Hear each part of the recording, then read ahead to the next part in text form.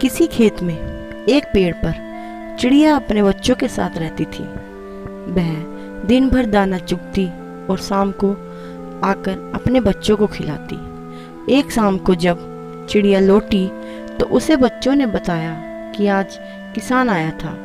वो कह रहा था कि कल अपने बेटों को भेजेगा इस पेड़ को काटने के लिए, तो हमें अब ये जगह छोड़कर चले जाना चाहिए। चिड़िया ने बच्चों से कहा, निश्चिंत रहो, कल कोई नहीं आने वाला। अगले दिन सचमुच कोई नहीं आया। इस तरह कुछ दिन बीत गए। एक शाम फिर जब चिड़िया अपने घोंसलों में आई तो बच्चों ने बताया कि आज फिर किसान आया था और कह रहा था कि कल वो मजदूरों को पेड़ काटने के लिए भेजेगा। चिड़िया ने फिर वही कहा कि कल कोई नहीं आने वाला। अगले दिन सचमुच कोई नहीं आया। इस तरह कुछ दिन और निकल गए।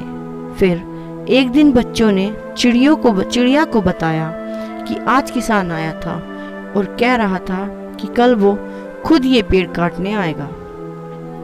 चिड़िया ने अपने बच्चों से कहा कि अब हमें ये घोंसला छोड़ देना चाहिए। चिड़िया ने तब तक पास के पेड़ पर अपना घोंसला बना लिया था। वो बच्चों को वहां लेकर चली गई। अगले दिन चिड़िया के बच्चों ने देखा कि किसान आया और उसने पेड़ काट दिया। बच्चों ने चिड़िया से पूछा कि आपने जैसा कहा ठीक वैसा ही हुआ। आपने जब कहा पेड़ काटने कोई नहीं आएगा, उस दिन कोई नहीं आया, और आपने जब कहा कि कोई आज पेड़ काट दिया जाएगा, उस दिन पेड़ सचमुच कट गया।